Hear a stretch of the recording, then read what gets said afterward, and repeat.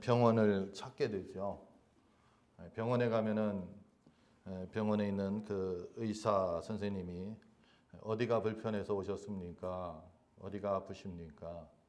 어디가 문제입니까? 하고 질문을 하죠. 그래서 우리의 증상을 이야기합니다. 그러면은 그 의사가 거기서 멈추지 않고 이 겉으로 드러난 그 증상을 위해서 조금 더 구체적인 그러한 질문 그리고 우리의 상태를 살피게 됩니다. 왜냐하면은 그 증상이 온 원인을 알아야 치료가 쉽기 때문에 그렇습니다. 현상만 치료한다고 하면은 쉽게 다시 재발되는 것을 우리가 알 수가 있습니다. 실제로 우리 의학계에서도 옛날에는 예전에는 이 위궤양 같은 것은 스트레스나 아니면은 체질 그리고 그 사람의 성격 때문에 왔다 하는 것이 정설이었습니다. 그래서 그러한 증상을 달래기 위해서 약도 먹고 식습관도 바꾸고 하지만 재발되었죠. 그런데 1980년대에 베리 마셸과 그 동료가 그 원인이 헬리코박터균에 있다는 것을 찾게 됩니다. 그래서 많은 위의 문제가 이곳에서 왔다는 것을 발표를 했어요. 처음에는 의학계에서도 강한 의구심을 가졌고 반대도 있었습니다. 그런데 정말 그 치료를 하면서 많이 호전되는 것을 보게 됩니다. 겉으로 드러나는 증상, 그것이 우리 눈에 보이는 것이고 그것이 우리에게는 가장 어려운 일입니다. 그러나 그것을 고치기 위해서는 보이지 않는 것을 고치는 것이 필요하다는 거죠. 오늘 우리가 읽은 본문 마태복음 9장 1절부터 8절에 보면 예수님께서 우리의 삶을 어떻게 고치시는지 실제적인 그 삶을 통하여서 우리에게 보여주고 있는 장면이 바로 이 부분입니다. 우리가 이미 살펴보았듯이 8장과 9장은 계속해서 예수님의 권세를 보여주십니다. 우리 주님은 병을 고치시는 분이죠. 고통을 해결해 주시는 분이죠. 우리 주님은 우리의 두려움을 바꿔주시는 분입니다. 그런데 이런 것뿐만 아니라 죄의 문제까지 해결해 주신다는 거예요. 우리의 삶의 현장에 오셔서 우리가 가장 우리 안에 내밀한 부분, 그 죄의 문제로 인해서 오는 것들, 우리의 마음에서 오는 그러한 현상들, 현상뿐이 아니라 그 원인도 해결해 주시는 우리 주님이신 것을 알 수가 있습니다. 오늘 본문에 보면 예수님께서 배를 타고 자기의 본 동네로 돌아왔다 이렇게 말씀하십니다. 가버나움에서 가셨기 때문에 가버나움으로 다시 돌아온 거죠. 이곳은 예수님의 삶의 터전이었고 바로 복음을 전하는 첫 번째 장소였던 것을 우리는 알 수가 있습니다. 예수님이 돌아오셨다는 그 소식을 듣자마자 걷지 못하는 한 사람, 그리고 그를 업고 들고 함께 온 그의 친구들이 그 자리에 함께 있었고 그들의 그 간절함이 그곳에 있었습니다. 이전에 우리가 알고 있는 예수님, 또 내가 생각하는 그 예수님의 능력이라고 하면 당연히 이 병자의 그 치료, 그 아픈 것을 회복시켜주는 것, 그것을 기대하고 그것이 당연하다고 우리가 생각할 것입니다. 그런데 주님은 그 기대를 넘어서 먼저 내 죄사함을 받았다 하면서 이 환자의, 이 아픈 이의 죄의 문제를 먼저 다루시는 것을 우리는 보게 됩니다. 그 말씀 앞에 경건하다고 하던 그 서기관들은 마음속에 논쟁을 하는 것도 보고요. 이러한 상황 가운데에서 우리 주님은 보이는 기적을 통해서 보이지 않는 진리를 증명하시는 것을 오늘 말씀을 통해서 우리가 알 수가 있습니다. 그래서 저는 오늘 여러분과 말씀을 나누면서 우리도 주님의 제자로서 보이지 않는 우리의 믿음을 보이는 우리의 삶을 통해서 증명해내는 그러한 믿음의 사람 되기를 주의 이름으로 축복합니다. 오늘 말씀을 통해서 우리가 먼저 생각할 수 있는 것은 예수님은 우리의 겉 문제보다 근원을 먼저 치유하신다는 것입니다. 그렇습니다. 주님은 우리의 겉에 있는 현상보다 그 근본 문제를 먼저 치유하시는 우리 주님이십니다. 오늘 성경은 예수님께서 배에 오르사 건너가 본 동네에 왔다 이렇게 말씀하고 있습니다. 때로는 우리가 주님의 능력은 특별한 곳에서 이루어지는 것으로 생각합니다. 주님의 역사는 특별한 상황 가운데서 이루어지는 것으로 생각합니다. 그런데 이 1절 말씀을 통해서 우리가 깨달을 수 있는 그것은 무엇이냐? 주님의 역사는 특별한 곳뿐만 아니라 일상적인 곳에서 얼마든지 이루어질 수 있다는 것입니다. 본 동네에 이르시니 주님이 살던 그 동네, 주님이 함께하던 그 동네, 그 삶의 현장을 지금 이야기하고 있습니다. 일상의 자리를 이야기하고 있습니다. 자기 동네로 돌아오셨고 현실로 돌아오셨습니다. 그곳에서 주님은 역사하신다는 것입니다. 한 환자를, 중풍병자를 4명의 친구가 침상에 누워서 데리고 왔습니다.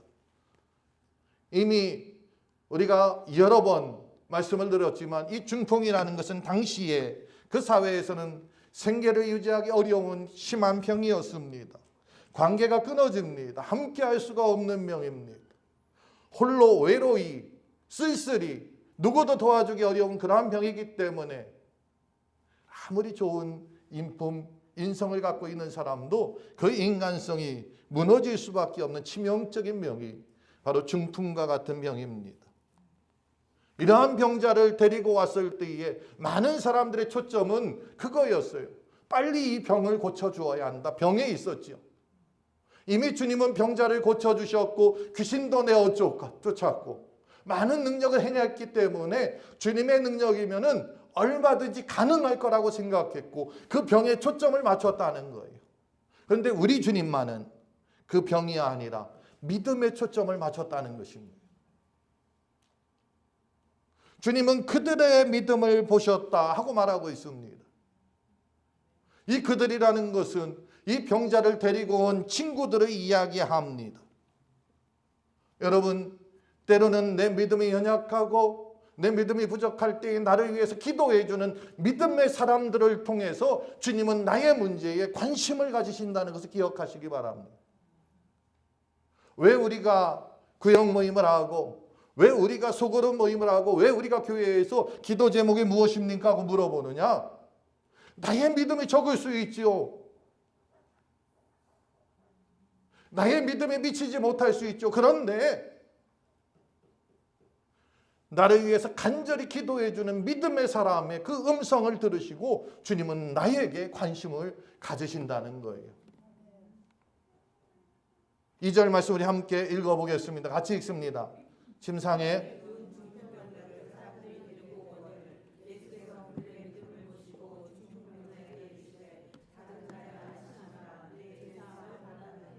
아멘. 보세요. 내가 해결할 수 없을 때에 친구들이 데려온다는 거예요. 우리의 이민 생활 가운데 이러한 경험들은 우리에게 너무나 흔합니다.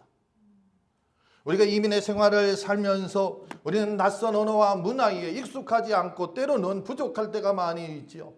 어떠한 문제가 있으면 우리의 친구들이 또 우리의 이웃들이 우리의 문제를 도와줄 때가 있습니다. 경제적인 어려움도 있고 외로움도 있습니다. 그러면은 내가 해결할 수 없을 때가 있어요. 누군가 나를 도와서 직장도 소개해주고 안내해주고 때로는 이곳에 일가 친척 하나도 없고 홀로 있을 때에 나의 친구가 되어주는 그러한 경우, 내 힘으로 어찌할 수 없을 때에 친구가 되어주는 우리 이웃들이 많이 있다는 거예요. 특별히 우리는 교회를 통해서 이러한 일들을 많이 경험하게 됩니다. 주님 앞에 나오고 싶고 주의 말씀을 듣고 싶고 주님 앞에 가서 기도하고 싶은데 때로는 내가 운전을 못해서 못 올 때도 있어요. 누군가 나에게 차를 태워줍니다. 내가 슬퍼하고 기뻐하는데 그 누구도 나와 함께하지 못할 때에 우리 교회에 함께 신앙생활하는 우리 지체들이 나와 더불어서 울어주고 나와 더불어서 웃어준다는 것입니다. 내 손을 붙잡고 함께 기도해 준다는 거예요. 이런 경험들이 너무나 많이 있다는 것입니다. 이 4명의 친구들의 믿음이라는 것은 바로 이러한 것을 이야기합니다. 저와 여러분을 위하여서 기도해 주는 것, 약할 때 나를 이끌어주는 그러한 나의 지체들, 그들의 안내가 있고요, 또는 내가 걸을 힘이 없을 때에 나를 들어주고 나를 옮겨주는 우리의 지체들이 있다는 것입니다. 그때에 주님은 그들의 믿음을 보시고 지금 뭐라고 말씀하고 있냐면 안심하라 내 죄 사함을 받았느니라 하고서 말씀하고 있습니다. 아주 중요한 포인트입니다. 4명의 친구들은 이 중풍병으로 고생하는 그 친구를 보고 안타까워서 주님 앞에 데리고 와서 그의 병을 고쳐달라고, 그가 최소한 걸을 수만 있게 해달라고, 그러면 그가 살아가지 않겠느냐, 아마 이러한 요구를 했을 것입니다. 그러나 주님은 그 요구를 뛰어넘어서 죄사함에 대해서 말씀하고 있다는 것입니다. 내 죄사함을 받았느냐. 이것은 주님은 그 근본 원인을 치유하시고 근본 원인을 고쳐주시고 새롭게 하시고 해결해 주시는 분이시라는 것을 우리에게 가르쳐주고 있습니다. 알지 못하고 때로는 우리가 이해하지 못하고 그 상황을 분명히 진단하지 못해서 우리의 기도가 엉뚱한 기도가 될 수도 있어요. 그러나 그러한 가운데에서도 주님은 우리의 필요를 아신다는 것입니다. 그 필요를 아시고 내 죄 사함을 받았다 하고서 말씀하십니다. 죄책감에 눌린 사람들에게 가장 필요한 것이 무엇일까요? 그것은 안심하라는 그 마음을 두드려주는 그런 말씀입니다. 마음의 해방이죠. 바로 주님은 이렇게 나아가시는 것입니다. 시편 기자는 그가 내 모든 죄악을 사하시며 내 모든 병을 고치시며, 순서가 중요하지요. 병을 고친다 할지라도 죄로부터 온 병이라고 하면 그 죄의 문제가 해결되지 않을 때에 그 병은 재발할 수밖에 없습니다. 죄의 문제를 해결하면 이 병은 저절로 고쳐지는 것입니다. 오늘 죄와 상처로 깨어진 이 한 사람, 주님 그 사람의 병만 본 것이 아니라 그 사람 전체를 보았다는 거예요. 그래서 그 죄의 문제를 해결함으로 그의 존재, 그 사람의 중심을 새롭게 고쳐주셨다는 것입니다. 하나님의 창조의 모습으로 저와 여러분에게 다가오는 그 주님은 우리의 상황만 해결해 주시는 분이 아닙니다. 우리는 모르기 때문에, 때로는 우리는 무지하기 때문에 주님 이 상황만 넘게 해달라고 우리는 기도할 수가 있어요. 그러나 그 상황이 넘었다 할지라도 안심할 수 없는 그런 환경 가운데에 주님은 그 상황을 넘기는 것이 아니라 상황이 오게 된 원인을 해결해 주시는 좋으신 하나님, 참 하나님이신 것을 기억하시길 바랍니다. 오늘 성경이 우리에게 이야기해 주는 두 번째 주제는 예수님은 죄를 사하실 권세를 가지신 하나님이라는 것입니다. 오늘 말씀에 예수님께서 안심하라 내 죄 사함을 받았느니라 말씀하니까 서기관들은 그 마음에 속으로 이 사람이 신성을 모독하도다 속으로 생각했다는 거예요. 그런데 4절 중요한 말씀입니다. 우리 같이 읽습니다. 예수께서 그 생각을 하시고 이르시되 너희가 어찌하여 마음에 악한 생각을 하느냐. 보세요, 중요한 것이 있습니다. 서기관들은 어떻게 이 사람이 신성을 모독하도다 말했습니까? 어떻게 말했어요? 3절 속으로 말했어요. 드러낸 것이 아닙니다. 생각한 것입니다. 그러나 그 생각을 아시고 주님은 분명히 생각을 아시고 주님은 드러나는 현상뿐이 아니라 우리의 속마음까지 아시는 하나님이신 것을 우리는 기억해야 될 줄 압니다. 이것은 예수님의 정체성을 가르쳐 줍니다. 우리가 아무리 기도를 많이 하고 우리가 아무리 신령하다 할지라도 다른 사람의 그 속생각을 알 수가 없습니다. 왜냐하면 우리는 같은 인간이기 때문에. 내가 난 자녀, 나의 부모, 하다못해 쌍둥이라 할지라도 그의 속마음을 알 수는 없다는 것입니다. 그런데 성경은 그 중심을 감찰하시는 분은 여호와시라. 하나님은 중심을 보신다 말씀하고 있습니다. 바로 그 예수님의 그 정체성, 그것을 오늘 이 성경을 통해서 우리에게 가르쳐주고 있습니다. 주님은 이 중풍병자의 몸과 서기관들의 마음, 그 모든 것을 다 보고 계시고 이것을 한꺼번에 지금 다루시고 계시고 있습니다. 그러면서 그 서기관들이 향하여서 주님은 피해간 것이 아니라 직접적으로 말씀하시죠. 뭐라고 말씀합니까?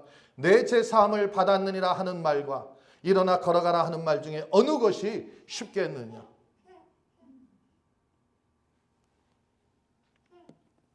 여러분, 무엇이 쉬울까요?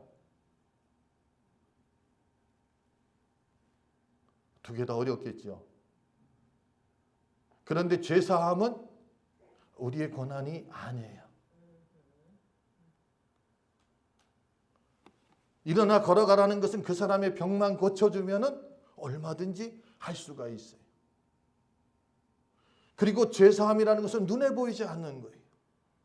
그런데 지금 예수님은 이 말씀을 통해서 죄사함을 받았다. 그런데 그것을 무엇으로 증명하느냐? 일어나 걸어가라. 보이지 않는 것을, 보이지 않는 그 권세를 보이는 사건, 현상을 통해서 증명하고 있는 것입니다. 사랑하는 성도 여러분, 나는 하나님의 자녀입니다. 내가 하나님을 사랑하는 것을 죽기까지 살아갑니다. 무엇으로 증명할 겁니까? 죽을 겁니까? 우리가 말은 참 쉽습니다. 증명해내는 것이 우리가 그것을 믿고 있고 따르고 있다는 증거인데 무엇으로 증명합니까? 다른 것이 있지 않습니다.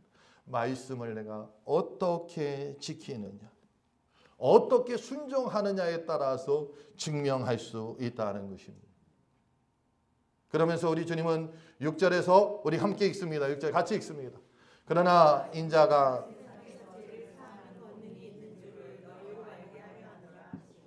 중풍병자에게 말씀하시되 일어나 내 침상을 가지고 집으로 가라. 아멘. 보세요. 예수님께서 지금 세상 사람들에게 무엇을 증명하고 있습니까? 죄 사하는 권능이 있는 것을 증명하기 위해 지금 말씀하시고 중풍병자에게 말하고 있습니다. 일어나 내 침상을 가지고 집으로 가라. 그랬더니 이 중풍병자가 일어나 갔다는 거예요. 이것을 통해서 예수님이 누구신지, 우리 예수님은 죄를 사하는 권능이 있는 하나님이신 것을 증명하고 있습니다. 그러므로 이 말씀을 통해서 우리가 꼭 붙잡고 우리 마음에 새겨야 할 그 진리는 무엇이냐? 이 죄사함이라는 것은 값싼 말이 아니라는 것입니다. 죄사함에는 대가가 있다는 것을 우리는 기억해야 합니다. 여러분, 누군가 죄를 졌습니다. 그런데 그 죄를 없던 일로 하기 위해서는 어떻게 해야 합니까? 세상에서 보니까 어떤 사람이 죄를 졌는데 그 죄를 없던 일로 하기 위해서는 재판장에 가서 판결을 받습니다. 아, 너희의 죄는 벌금 500불, 너무 적은 거예요. 5,000불. 너희의 죄는 징역 6개월, 너희의 죄는 사형. 벌금을 받고 나면 그 죄는 더 이상 묻지 않는다는 것입니다. 세상에서는 이와 같이 그 대가를 치러야 합니다. 그런데 하나님 앞에서도 동일하다는 거예요. 왜냐하면 하나님은 거룩하시기 때문에 죄를 그냥 없애줄 수 없습니다. 대가를 지불해야 되는데 예수님께서 대신 지금 선언하셨어요. 내 죄 사함을 받았다. 그런데 이 선언은 무엇이냐? 결국 십자가로 연결된다는 거예요. 주님께서는 말로만 용서하신 것이 아니라 십자가를 지시고 세상의 죄를 다 담당하실 것을 지금 말씀하시면서 미리 우리에게 선포하셨다는 것입니다. 성경은 구약, 신약 할 거 없이 우리 주님이 우리의 죄를 대신 지셨다고 말씀하고 있습니다. 그가 찔림은 우리의 허물을 인하며 그가 상함은 우리의 죄악을 인하며 그가 채찍에 맞음으로 우리가 평화를 누리고 그가 징계를 받음으로 우리가 나음을 입었다. 우리 주님께서 그 아들 예수의 피가 우리를 모든 죄에서 깨끗하게 하실 것이다. 예수 그리스도의 그 십자가로 인하여서 우리가 죄사함을 받았다 하는 것을 성경 우리에게 가르쳐주고 있습니다.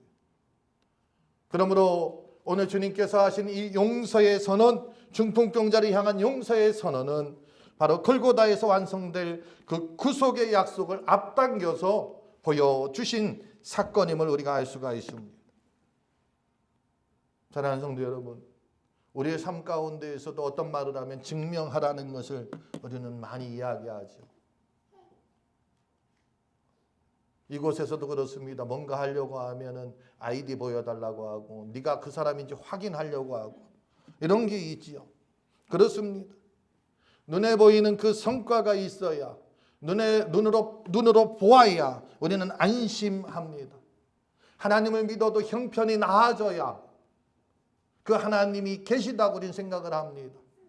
우리의 병이 고침받아야 하나님이 있다고 생각을 합니다. 나의 아들이, 나의 딸이 잘 되어야 우리는 하나님이 있다고 느끼기도 합니다. 그런데 주님은 오늘 말씀을 통해서 우리에게 그것을 분명하게 가르쳐주고 있습니다. 상황이 즉시 바뀌지 않는다 할지라도, 내 마음이 설령 흔들린다 할지라도 주님의 십자가가 우리를 사랑하는 변함없는 우리 주님의 증거인 것을 기억하시기 바랍니다. 로마서 8장 1절은 우리에게 중요한 말씀을 하고 있습니다. 우리 같이 한번 읽어보겠습니다. 그러므로 이제 그리스도 예수 안에 있는 자에게는 결코 정죄함이 없나니. 아멘. 그렇습니다. 우리가 분명히 붙들고 따라야 할 그 확신은 무엇이냐? 내가 어떻게 해야 하는가? 얼마나 잘해야 하는가? 그것이 아니고 주님이 어떤 권세로 나를 용서해 주셨는가 하는 것을 붙잡아야 합니다. 오늘 본문이 우리에게 가르쳐준 세 번째 진리는 죄사함을 믿는 사람은 일어나서 순종하며 삶의 자리로 돌아간다는 것입니다. 죄사함을 믿는 사람들에게는 반드시 따르는 그런 변화가 있어야 한다는 것입니다. 오늘 말씀 보니까 중풍병자에게 말씀하실 때 일어났는데 침상을 가지고 집으로 가라 하고서 주님 말씀하고 있습니다. 이 말씀은 복음이 어떻게 사람을 변화시키고 또 은혜가 우리의 삶을 어떻게 이끄는지 우리에게 가르쳐주는 아주 중요한 말씀을 담고 있습니다. 주님은 이 중풍병자를 불쌍히 여기고 고쳐주시고 이제 쉬라, 편안히 그곳에 누워있어라 한 것이 아니에요. 일어나 돌아가라고 말씀하고 있습니다. 하나님이 우리에게 은혜를 주셔서 구원해 주신 것은 단순히 우리가 이 땅에 이렇게 저렇게 살다가 천국에 가게 하기 위해서 그것이 아닙니다. 우리를 새로운 삶을 살 수 있도록 이끄시는 주님의 은혜인 것을 기억해야 될 줄 압니다. 죄를 용서받은 사람은 그 감격에 의해서 눈물만 흘리고 그치는 것이 아니라는 것입니다. 말씀에 순종하고요, 삶의 자리로 돌아가서 그 주님을 선포하게 되어 있다는 것입니다. 우리에게 전해지는 이 복음, 예수 그리스도의 그 십자가의 그 복음은 우리에게 듣기 좋으라고 위로하려고 한 것이 아니라 그 말씀을 듣고 순종하라고 주시는 말씀이에요. 무엇에 순종합니까? 그 주님의 말씀에. 지금 예수님은 뭐라고 말씀하고 있습니까? 내 침상을 가지고 돌아가라. 여러분, 이 침상이라는 것이 무엇입니까? 이 중풍병자에게 어떤 의미가 있을까요? 아마 심리학자들이 이야기하면 이 중풍병자는 침상을 볼 때마다 그 트라우마를 느낄 거라고 생각할 것입니다. 아파서 움직이지 못하고 누워 있어야 되고 구걸도 못하고 누군가의 도움을 간절히 기다리고 누워있던 그러한 모습, 그것이 상상되지 않을까요? 그 침상에서 이 중풍병자가 단 한 번이라도 편히 누워 있었을까요? 그렇기 때문에 이 침상은 일어난 중풍병자가 가장 먼저 버리고 싶었던 그러한 것일 겁니다. 그러나 주님은 그것을 버리라고 하지 않았습니다. 가지고 가라고 말씀하고 있습니다. 왜 그랬을까요? 하나님이 우리에게 은혜를 주시고 하나님이 우리를 구원해 주셨을 때에 우리의 과거를 다 잃어버리고 묻어두고 그것을 버리라는 것이 아닙니다. 과거에 내가 어떤 사람이었든지 분명히 기억하고 생각하고, 그러나 거기에 묶이지 말고 새로운 삶을 살라는 것입니다. 나의 과거를 알아야 내가 얼마나 은혜 받은 자인지 우리가 알 수가 있다는 것입니다. 내 과거를 기억해야 앞으로 두 번 다시 그 과거처럼 주님으로부터 멀어진다든지 주의 말씀을 부인한다든지 그 말씀에 순종하지 않는다든지 그러한 것이 없고 말씀에 순종하게 되는 것입니다. 주님은 우리가 겪었던 그 어떤 것 하나 다 낭비하지 않습니다. 회복시키시고 그것을 통해서 오히려 간증거리로 만드시는 우리 좋으신 주님이신 것을 기억하시기 바랍니다. 사도 바울은 고린도후서를 통해서 내 은혜가 내게 족하도다. 이는 내 능력이 약한 데서 온전하여 짐이라 하고서 말씀하고 있습니다. 이 약함은 사라져서 그래서 없어지는 것이 아니고 오히려 약한 속에서 하나님의 능력이 더 드러난다고 성경은 우리에게 가르쳐주고 있습니다. 그리고 주님은 다시 우리를 어디로 보내느냐? 삶의 현장으로 보낸다는 것입니다. 다른 데로 가라고 하지 않았습니다. 집으로 가라고 했습니다. 네 삶의 현장으로 다시 돌아가라는 것입니다. 우리 복음의 목적지는 항상 삶의 현장이 되어야 합니다. 내 삶의 현장에서 내가 복음을 선포하고 증거하는 사람이 되어야 합니다. 내가 하나님의 은혜를 받아서 용서를 받았다고 하면 내 삶의 현장, 내 가정, 내 직장, 그리고 내 관계 속으로 들어가서 거기서 내가 예수 믿는 사람이라는 것을 증거해야 돼요. 삶으로 증거 못하면 입으로라도 선포해야 합니다. 그리고 입으로 선포한 것을 우리의 삶 가운데에 살아내야 한다는 것입니다. 그 결과 어떠한 일이 일어납니까? 8절 말씀 마지막 절입니다. 함께 읽습니다. 우리가